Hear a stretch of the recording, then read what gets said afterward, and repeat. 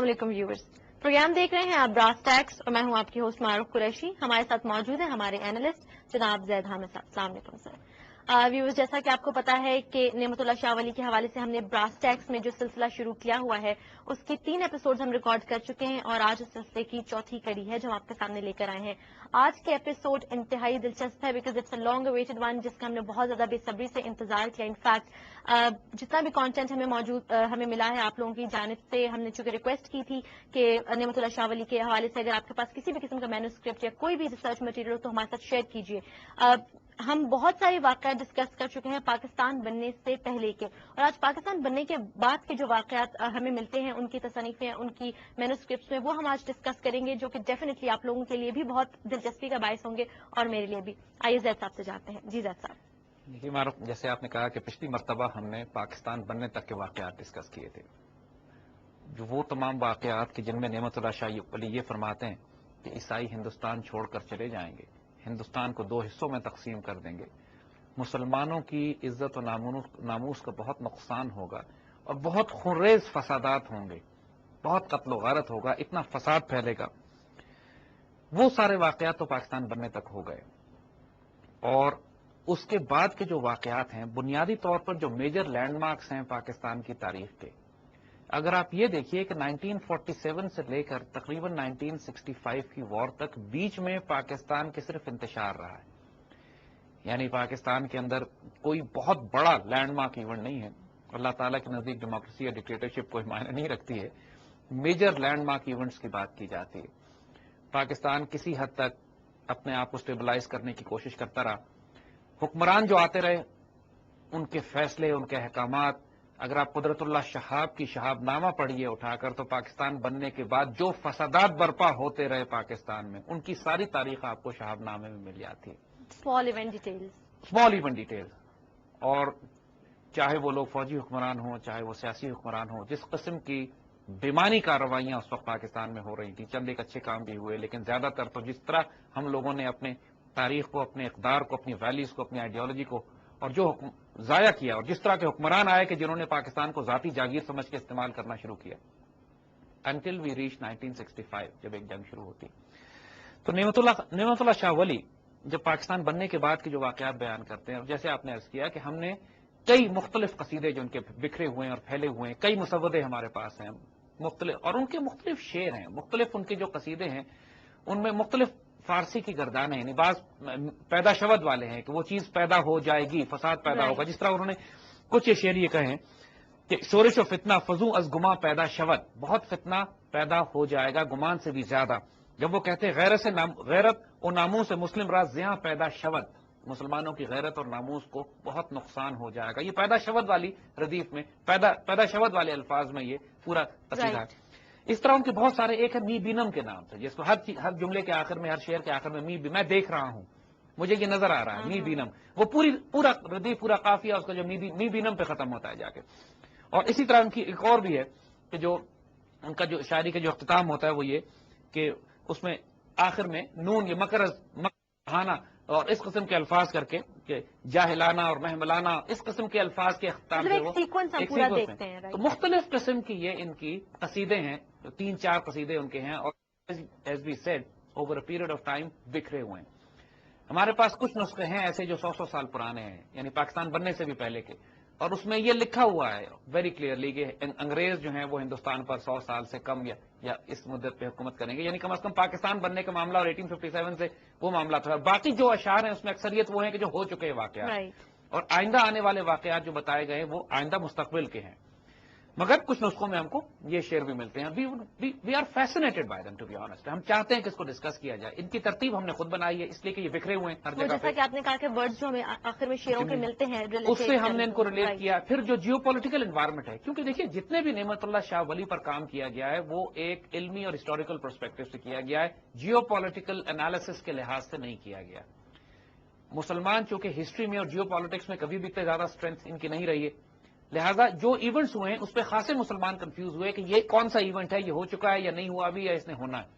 ہم بھی ایک انٹیلیجنٹ پروڈکشنز کر رہے ہیں یہاں پہ، یعنی انٹیلیجنٹ اسیسمنٹ ہے یہ کہ یہ واقعات آج کی دنیا کے جیو پالیٹکس کو سامنے رکھتے ہوئے کہ یہ واقعات جو پریڈکشنز انہوں نے کی ہیں کہاں میچ کرتی ہیں, کہاں میپ کرتی ہیں. رائٹ. اور اس کے لحاظ سے we are trying to identify spiritual intelligence base کہ جو ریلیٹ کرے گا آئندہ آنے والے واقعات پہ جو ہمارے آس پاس ہمیں نظر آ رہے ہیں. سو پاکستان بننے کے بعد جو واقعات انہوں نے بتائے اس میں ایک بڑا خوبصورت ہے. وہ کہتے ہیں کہ بےتاج بادشاہ حکومت کریں گے اور ایسے حکمران ایسے حکم جاری کریں گے کہ جو بالکل بیکار ہوں گے, فضول احکامات ہوں گے. یعنی پاکستان کے حکمرانوں کی اس سے بہتر ڈیفینیشن اور کوئی نہیں ہے کہ یہ بےتاج بادشاہ ہیں. اپنے آپ کو فرعون اور قارون اور حامان سمجھتے ہیں, بیت المال کو اس طرح خرچ کرتے ہیں جیسے مغل شہنشاہ ہوں سارے کے سارے اپنی ذاتی جیب پہ. جب یہ کیفیت پریکٹیکلی 1947-48 کے بعد سے جب سے قائد اعظم کا انتقال ہوا, پاکستان کے حکمرانوں کی true definition of a dictator. Not a dictator, ایک کرپٹ انکمپٹنٹ گورنمنٹس. یعنی Right. پاکستان کی مس مینجمنٹ کا یہ عالم تھا کہ ایسے احکامات جاری کرتے تھے کہ جن کی کوئی حیثیت نہیں ہوا کرتی تھی.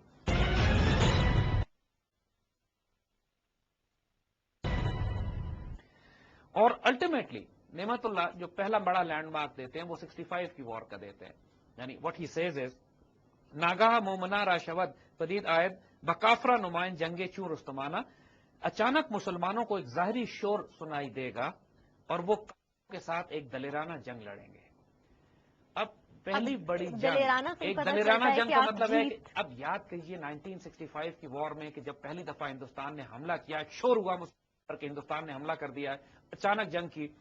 اور ایوب خان کی وہ تقریر جو 1965 میں اس نے کی تھی, آج بھی اگر اس تقریر کو آپ سنیے تو انسان کا خون گرم ہو جاتا ہے, جوش مارنے لگتا ہے کہ لا الہ الا اللہ کے ماننے والوں پر ایک کافر قوم نے حملہ کیا, اٹھو اور دشمن پہ ٹوٹ پڑو, اور دشمن کو معلوم نہیں کہ اس نے کس قوم کو للکارا ہے. یعنی یہ ایک ایسی اور جو دلیرانہ مزاحمت پھر کی گئی مسلمانوں کی طرف سے, پاکستانیوں کی طرف سے, کہ ان 17 دنوں میں نہ کوئی جرم ہوا, ٹرینز وقت پہ چلتی تھیں, لوگوں نے کرپشن بند کر دی, جیل کے قیدیوں نے بھی, قاتلوں ڈاکوں نے بھی اپنا خون دینے کی کوشش کی کہ مجاہدوں کے لیے خون اپنا دیں گے. ایک اسپرٹ ریوائیو ہو گئی, ایک ایسی روحانی ڈائمنشن, پوری قوم اکٹھی ہوتی ہے اس مزاحمت کو کرنے کے لیے. یعنی ایک ظاہری شور مسلمانوں کو سنائی دے گا اور کافروں کے ساتھ وہ ایک دلیرانہ جنگ لڑیں گے. سو دس میپس ٹو 1965 جو ایونٹ ہوا. اس کے بعد بڑا انٹرسٹنگ وہ بات کرتے ہیں, کہتے ہیں کہ امیجن کیجئے, now he gives a figure here also, is لطف فضل یزداں بعد از ایام ہفتہ, اللہ کے کرم اور فضل سے 17 دن کے بعد. یہ 65 کی وار 17 دن, آپ ایک دفعہ سوچنے پہ مجبور ہو جاتے ہیں کہ دس از ٹو مچ. اللہ کے فضل و کرم سے 17 دن کے بعد بہت زیادہ قربانیاں, بہت زیادہ غازیوں کی, مجاہدوں کی قربانی دینے کے بعد مسلمان سرخرو ہو جائیں گے. دیکھیے ہندوستان کا آبجیکٹو یہ تھا کہ پاکستان پر, لاہور پر قبضہ کر لیا جائے. بالکل. جب دشمن اپنا یہ آبجیکٹو اچیو نہیں کر سکا اور ایک سرپرائز اٹیک اس کا مسلمان روکنے میں کامیاب ہو گئے, اس بات کے باوجود کہ ہم بے خبری میں پکڑے گئے تھے, تو یہ دشمن کی ناکامی اور ہمارے لیے یہی کامیابی کافی ہے. ہم نے کوئی دہلی کیپچر کرنے کا پروگرام تو کبھی بھی نہیں بنایا تھا, انہوں نے لاہور کیپچر کرنے کا پروگرام بنایا تھا جس میں وہ فیل ہوئے. تو جب وہ ناکام ہوئے اپنے اس کارروائی میں, تو بڑی قربانیوں کے بعد 17 دن کی لڑائی کے بعد مسلمان سرخرو ہو چکے ہوں گے, ہو سکیں گے. اور اس کے بعد ایک بڑا حیرت انگیز واقعہ ہوتا ہے کہ جب سیز فائر ہونے لگتا ہے, یعنی اس سے پہلے ایک اور شعر وہ کہتے ہیں کہ کیونکہ ظاہر ہے جب ہندوستان نے حملہ کیا تو اتنی سخت بے چینی اور بے قراری مسلمانوں میں پھیل گئی, بی بی سی نے خبر چلا دی کہ لاہور فال ہو گیا ہے. امیجن کریں پوری دنیا کے مسلمان روئے اس کے اوپر کہ لاہور, یعنی اس ایسے موقع پہ رومر اسپریڈ, اور B B C was siding with the Indians on this. پورے دنیا کے لوگوں نے, مسلمانوں نے دکھ منایا, روئے. تو نعمت اللہ کہتے ہیں کہ درہین بے قراری ہنگام استراری رحم کنت چواری برحال مومنانہ, اس بے چینی میں, طوفان میں, پریشانیوں میں, دکھ میں جب مسلمان اضطراب کا شکار ہوں گے اللہ رحم فرما دے گا. یعنی تسلی آ گئی, سکون ہو گیا, پتہ لگ گیا مسلمانوں کو, تسلی دے دی انہوں نے, تو پتہ لگ گیا مسلمانوں کو پتہ لگ جائے گا کہ الحمدللہ صورتحال اتنی خراب نہیں ہے جتنا دشمن پروجیکٹ کر رہا ہے اس کو. 17 دن کے بعد ایک پیس ڈیل ہو جاتی ہے, یعنی ایک سیز فائر ہوتا ہے. لیکن اس کو پرماننٹ سیز فائر کرنے کے لیے, پیس ڈیل کرنے کے لیے ایوب خان اور شاستری, انڈیا کا پرائم منسٹر شاستری لال بہادر, ان کو تاشقند انوائٹ کرتے ہیں روسی, اور روس وہاں پہ ایک ڈیل ہوتی ہے جس کے تحت تاشقند کا معاہدہ طے پاتا ہے. اس معاہدے میں کیونکہ ہندوستان بالکل توقع نہیں کر رہا تھا کہ پاکستانی اس پیس ڈیل پر سائن کر دیں گے, ایوب خان کو منع کیا تھا اس وقت بزرگوں نے, اس وقت جو اللہ کے بندے ہیں جن کو اللہ تعالیٰ نے اسپرچل ویژن بھی دیا تھا, جو پولیٹیکل اینالسٹ بھی تھے, سب نے منع کیا. قدرت اللہ شہاب نے یہ پورا واقعہ شہاب نامہ میں لکھا ہے کہ منع کیا گیا ایوب خان کو کہ جا کے پیس ڈیل سائن مت کیجیے گا, کیونکہ انڈیا اس وقت تکلیف میں ہے, انڈیا مصیبتوں کا شکار ہے, وہ انڈر پریشر ہے. وہ ایکسپیکٹ نہیں کر رہے تھے کہ انڈین ایئر فورس کو تباہ برباد کر دیا گیا تھا, they could not achieve their objective, بازی ان کے اوپر پلٹ گئی تھی. تو پیس ڈیل نہیں کیجیے گا. لیکن وہاں جا کر ایوب خان نے پیس ڈیل سائن کر دی. اس وقت اس کے پرائم منسٹر ذوالفقار علی بھٹو تھے, اور ان کے ظاہر فورن منسٹر وہ ذوالفقار علی بھٹو, تو ان کے کہنے کے اوپر یہ سارا سلسلہ ہو گیا.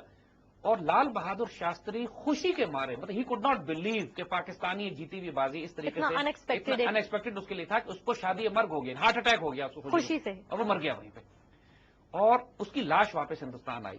یہ نعمت اللہ شاہ ولی اس پورے واقعے کو اپنے عجیب شعر میں بیان کرتے ہیں. کہتے ہیں بقال شبت علم دارت ملک ہائے کفار فنار گشتہ کفار و در حالت دل کفر حالتانہ. ہندو بنیا لفظ بقال استعمال کیا انہوں نے. عربی میں آپ کو یاد ہے کارنر شاپ جو بقالہ کہلاتی ہے, بقالہ ہوتی ہے.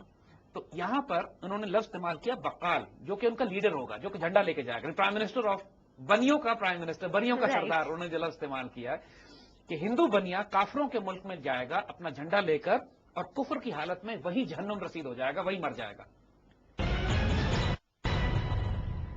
یعنی شاستری کے مرنے کے بارے میں یہ پریڈکشن کہ اس جنگ کے بعد جب ہندو بنیا کافروں کے ملک میں جائے گا تو وہاں پر وہ حالت کفر میں مر جائے گا. ایک اور ایونٹ انہوں نے یہاں پہ بتایا, ایک اور ایونٹ انہوں نے بتایا, یہ ایگزیکٹ وہی پیس تاشقند ڈکلیریشن میں ہوئی ہے. This was پریڈکٹڈ by him. بالکل. And then another thing very strange happened after, because یہ جو تاشقند کی ڈیل ہوتی ہے اس کے بعد واپس مسلمانوں میں, پاکستان کے مسلمانوں میں بڑی بے چینی پھیلی, بیکاز مسلمان یہ پاکستانیوں نے یہ کہا کہ یہ ایک جیتی ہوئی بازی تھی, انڈینز کے ساتھ ابھی پیس نہیں کرنی چاہیے تھی. اور واقعی it was a wrong decision کہ جو بھٹو نے ایڈوائز کیا تھا ایوب خان کو. اٹ واز, کیونکہ یہ عجیب بات ہے کہ 65 کی وار میں بھی اور 71 کی وار میں بھی ہمارا فورن منسٹر بھٹو ہی تھا دونوں موقعوں پہ. اور ذوالفقار علی بھٹو کا یہ بڑا سسپیشس رول ہے کہ جو انہوں نے ان دونوں, خاص طور پہ جنگوں کے دوران جب یہ فورن منسٹرز تھے اور جب ان کو اختیار دیا گیا تھا کہ پاکستان کی فورن پالیسی مرتب کریں, اور دونوں مرتبہ اس فورن پالیسی میں شدید نقصان پہنچا. 71 میں نقصان اس وقت پہنچا جب جا کے وہ پارلیمنٹ یونائٹڈ نیشنز میں وہ قرارداد پھاڑ کر آ گئے, ان کو بھیجا گیا تھا کہ وہاں جا کے پیس ڈیل سائن کریں, اور یہاں تاشقند میں ان کو یہ ساتھ گئے تھے اس لیے کہ پیس ڈیل نہیں ہونی چاہیے, جبکہ یہ سائن کروا کے پوری. نتیجہ یہ ہوا کہ واپس جب پہنچے, جب غم و غصہ ہوا پاکستانی قوم میں, تو ذوالفقار علی بھٹو اور تمام سیاسی جماعتوں نے ایوب خان سے علیحدگی اختیار کر لی, اور ایک بغاوت کی تحریک چل پڑی پاکستان میں کہ ایوب خان کا تختہ الٹنا, ایوب خان کو نیچے گرانا ہے.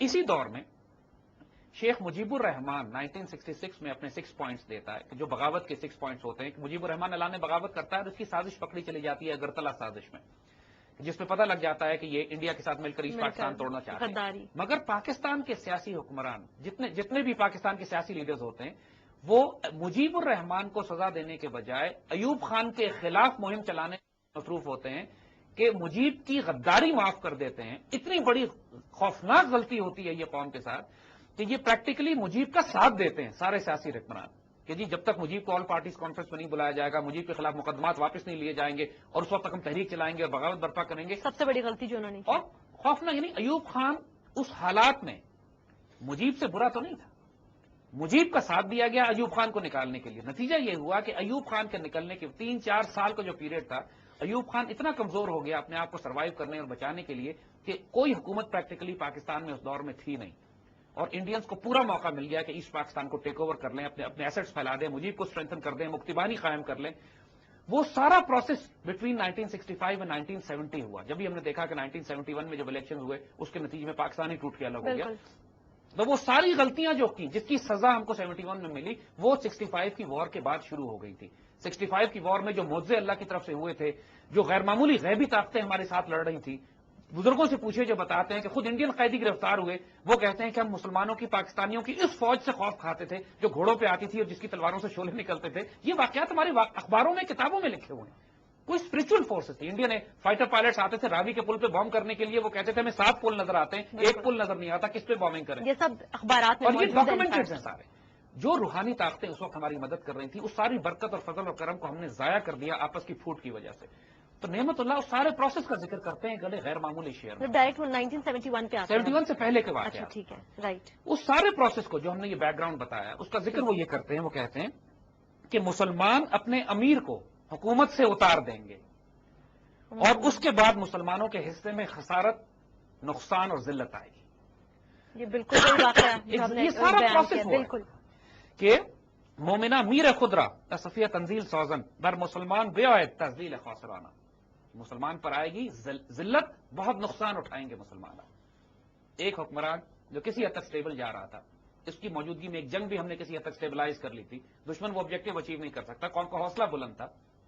اگر اس نے ایک غلطی کی تھی تاشقند میں جا کے، اور وہ ایک ڈیفینیٹلی ایک ایسی غلطی تھی، لیکن اس کا مطلب یہ نہیں تھا کہ ہم مجیب الرحمان کا ساتھ دیں اور حکومت 4 سال 3 سال حکومت کا تختہ اتارنے کی مہم ایسی چلی کہ 69 وغیرہ تک جب ایوب خان کا حکومت ختم ہوئی، اس وقت تک ہم اتنے کمزور ہو چکے تھے داخلی طور پر، انڈیا اتنا اسٹرینتھن کر چکا تھا کہ 70-71 کے الیکشنز میں ایسٹ پاکستان میں مفتی بانی اور مجیب الرحمان کی جو پارٹیز تھی وہ ساری حکومت لے گئی. تو بہت شدید نقصان ہوا. غلطی کی نشاندہی انہوں نے وہ پوری غلطی انہوں نے کی تھی کہ اس جنگ کے بعد مسلمان اپنے حکمران کو اتارنے کی جدوجہد میں پڑ جائیں گے، اور اس کے بعد ذلت آمیز شکست و تکلیف ہوگی. الٹیمیٹلی 1971 کا جو ایونٹ الٹیمیٹلی وی کیئر.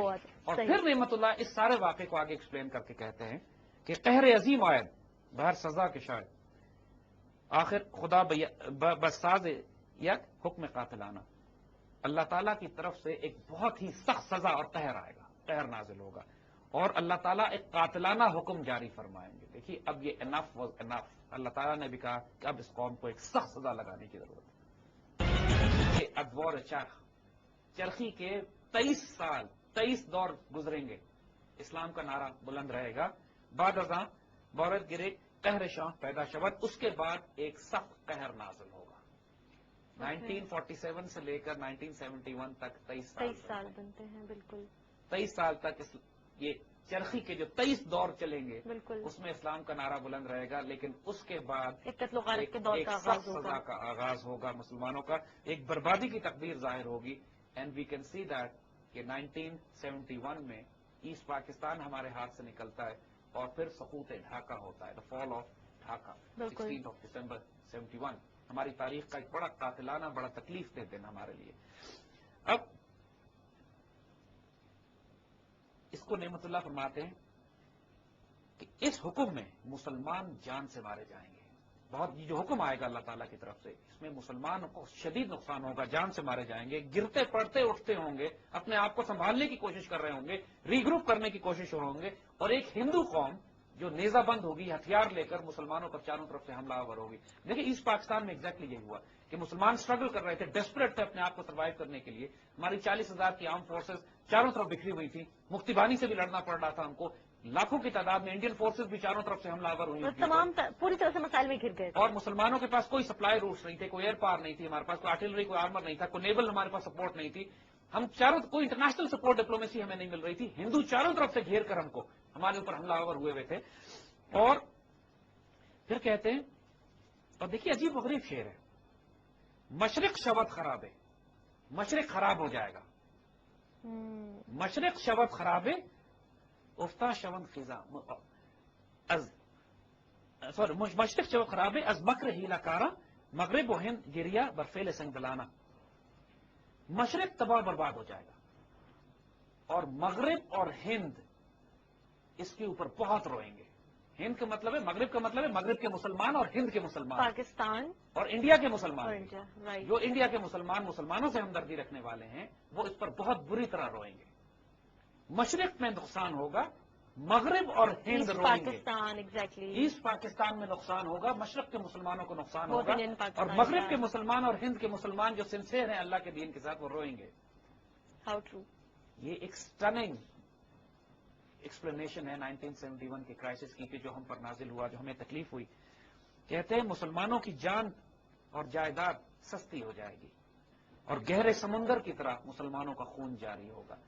1971 میں جب مجیب الرحمان اور مفتی بانی نے 15 مارچ کے بعد اعلان بغاوت کیا، تو ایک مہینے کے اندر 6 لاکھ سے زائد ویسٹ پاکستان کے مسلمان یا پرو پاکستان مسلمان مردوں، عورتوں، بچوں کو ذبح کیا گیا. وہاں پہ مفتی بانی کے گنڈوں نے آلموسٹ 1 ملین، 250,000، 500,000 to 1 ملین مسلمان جن کا کوئی اکاؤنٹ نہیں ہے ایسٹ پاکستان کے اندر، جو پاکستان کو سپورٹ کر رہے تھے، ایسے ذبح کیا گیا.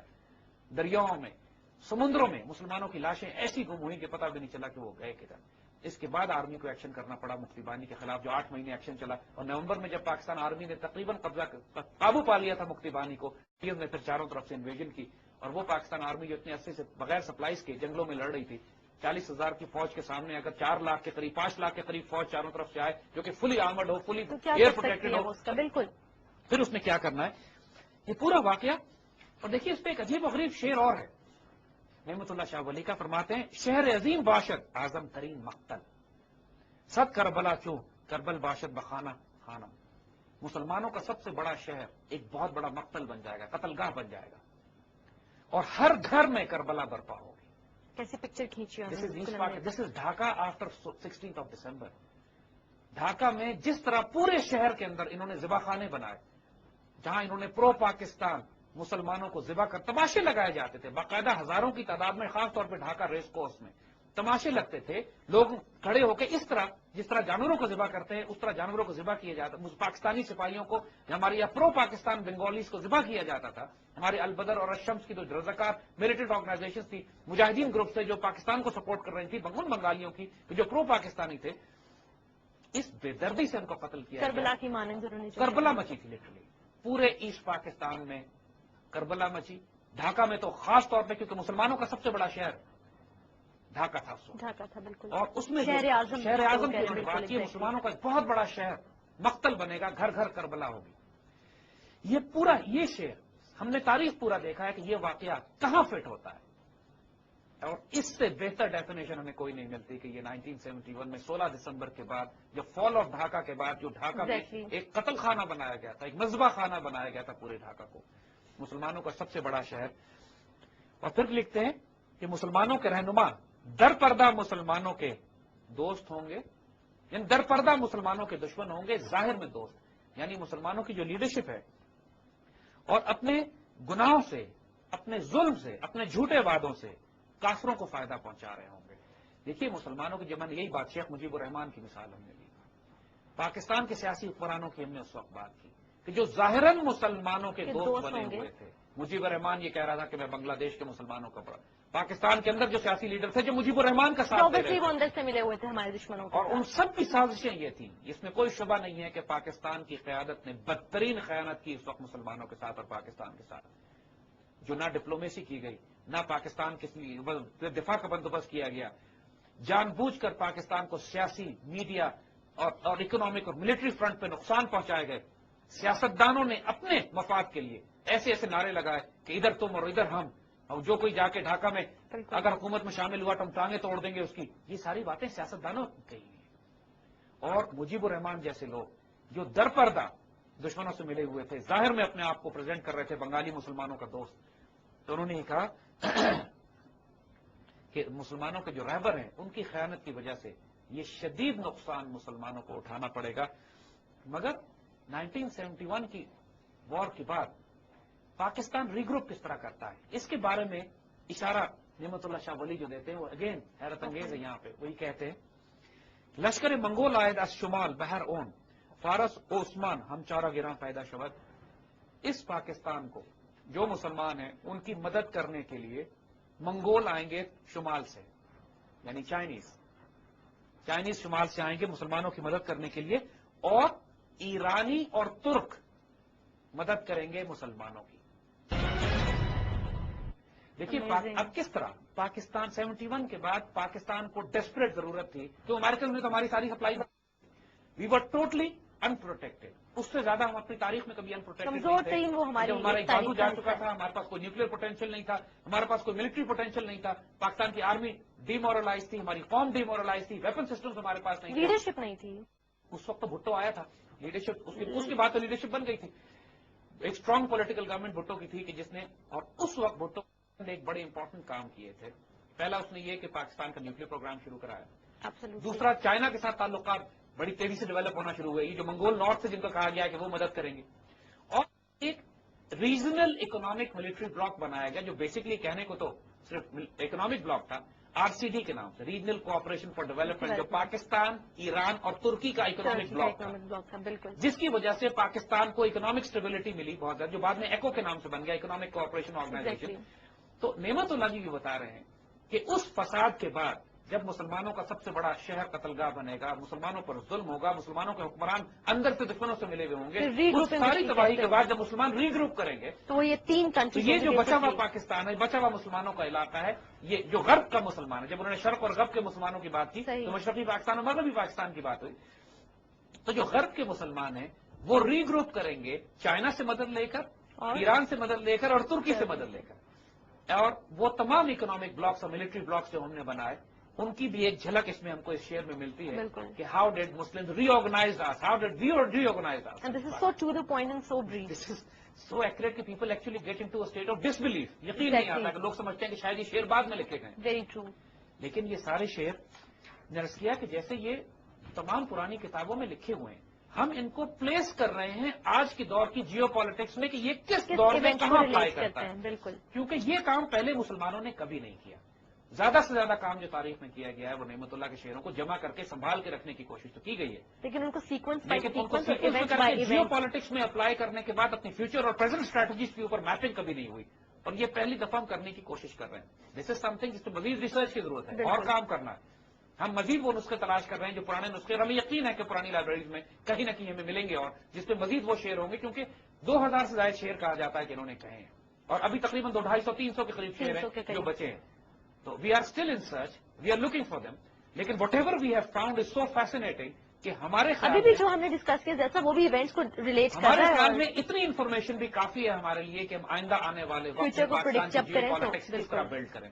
جو موجودہ دور کے بارے میں جو ہم سمجھتے ہیں کہ نعمت اللہ شاہ ولی نے جو پریڈکشنز کی ہیں ہم ان کو بھی آئندہ ڈسکس کریں گے، اور خاص طور پر اس کے بعد جو فیوچر پروڈکشنز ہیں کہ جو جیو پالیٹکس آئندہ بلڈ ہوگی آج کی دنیا کے حساب سے، جب آپ اس کو میپ کرتے ہیں تو یو ایکچولی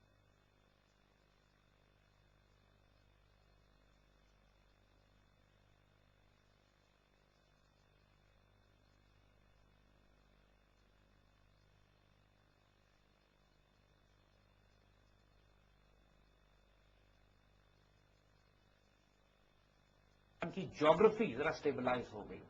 یعنی ہم اس کے بعد سے تو پاکستان نہیں ٹوٹا ہے اللہ کے فضل سے. اسٹیبل گورنمنٹ جب آئی ہے، تھوڑی سی اسٹیبل گورنمنٹ آئی، ایک تھوڑا سا نظام پھر جنگ بھی اس کے بعد ایسا اس کے بعد کوئی میجر جنگ ہم نے 71 کی طرح کی انڈیا کے ساتھ نہیں لڑی. پاکستان کی اکانومی بہتر ہونا شروع ہوئی. فورن پالیسی بھٹو کے دور میں بہت اچھی بنی. اس کے بعد اس نے اسلامک کانفرنس کو ری آرگنائز کیا، RCD کا سلسلہ شروع ہوا. اور اب وہ جو ایک جھنجٹ تھا جی ایسٹ اور ویسٹ پاکستان کا وہ بھی ختم ہو گیا. بہرحال پاکستان ایک سنگل اینٹی کے طور پر اپنے آپ کو بلڈ کرنے لگا. بالکل.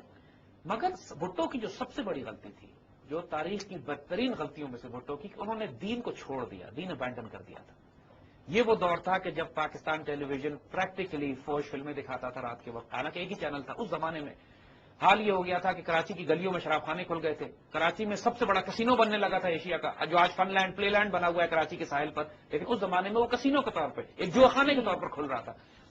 یہ وہ دور تھا کہ جب اخلاقی انارکی عروج پہ جا رہی تھی. یعنی مورل انارکی، اخلاقی انارکی، مذہب اور دین کے معاملے میں ان کی دھجیاں اڑائی جا رہی تھی. اور اس قدر فحاشی، برائی اور بدکاری ملک میں پھیلنا شروع ہو گئی تھی کہ بھٹو کے خلاف ریئیکشن میں نظام مصطفیٰ موومنٹ چلائی گئی تھی 77 میں. اس کا نام ہی نظام مصطفیٰ موومنٹ اس لیے تھا کہ ملک کے اندر اس قدر آواز وہ ریئیکشن تھا اس کا نام نظام مصطفیٰ موومنٹ دیا گیا. تو نعمت اللہ اس سارے دور کے جو واقعات بتاتے ہیں کہ اس کے بعد آنے والے، اور ایون اپ ٹل ٹوڈے پریکٹیکلی، یعنی اس دور میں جو معاشرے کا زوال شروع ہوا، جو ڈیکیڈنس شروع ہوئی، جو اخلاقی زوال آیا، جو علماء کا زوال آیا، جو ہماری مورل اور ریلیجیس ویلیوز کا زوال آیا، اس سارے دور کی ایک تصویر کھینچتے ہیں نعمت اللہ شاہ ولی آئندہ اپنے آنے والے تمام اشعار میں، جو پریزنٹ دور کو ریپرزینٹ کرتے ہیں کہ آج اگر آپ پریکٹیکلی دیکھیں تو پاکستان میں آپ کو یہی حالات نظر آئیں گے. مگر اس کے بعد پھر مسلمان کس طرح ری گروپ کرتے ہیں؟ فرماتے ہیں کہ عالم اپنے علم پر گریہ زاری کریں گے، روئیں گے، اور دانا لوگ اپنے فہم پر گریہ زاری کریں گے. یعنی جو عالم علم لوگ ہیں وہ روئیں گے کہ ان کے علم کو کوئی سننے والا نہیں ہے. جو دانشور لوگ ہوں گے، جو سمجھدار لوگ ہوں گے، وہ پٹیں گے، روئیں گے اس بات پر کہ ان کا علم کوئی سننے والا نہیں ہے. اور نادان لوگ اڑیا ناچ گانوں میں دیوانہ وار مصروف ہوں گے. یعنی ناچ گانا، میوزک، فحاشی، برائی، بدکاری، فلمیں، یہ سب چیزیں نادان لوگ، جاہل لوگ جو ہیں اس طرح مست ہوں گے رقص و ناچ گانا اور سرور میں کہ جو علماء ہیں، جو دانشور ہیں، وہ سر پیٹیں گے کہ یہ قوم اور ملت کا حشر کیا ہو گیا. یہ وہ ایسا دور آ جائے گا کہ جب علم و حکمت ختم ہو جائے گی، کہ جب جاہل لوگ پورے معاشرے میں اس طرح فحاشی، برائی اور بدکاری کو عام کر دیں گے کہ انسان حیران ہوگا کہ یہ کون سا دور، کون سا زمانہ شروع ہو گیا. 71 کے بعد والے پاکستان میں پریکٹیکلی یہ دور شروع ہو گیا تھا. آپ لوگوں نے تو خیر، آپ تو بہت چھوٹے ہو گئے، آپ نے تو پیدا بھی نہیں ہوئے ظاہر اس دور میں، مگر جو بزرگ ہم سے پوچھے گا کہ اس دور میں کیا حالات پاکستان کے ہو گئے تھے. پھر فرماتے ہیں کہ حضور صلی اللہ علیہ وسلم کی امت سے ایسے ایسے مجرمانہ فعل ہوں گے اور ایسے ایسے گناہ ہوں گے کہ بتائے نہیں جا سکتے. یعنی अफवाल मुजरिमाना अमाल आसियाना जो लफ्ज वो इस्तेमाल करते हैं कि हुजूर सल्लल्लाहु अलैहि वसल्लम की उम्मत ऐसे गुनाहों में मुब्तला हो जाएगी जो नाकाबिल बयान है, जो कि ना यानी मुमकिन तसव्वुर नहीं कर मतलब सकता एक कोई स्टार्ट कहीं हो जाएगा मुसलमान। मतलब एक वो निजाम शुरू होगा राइट।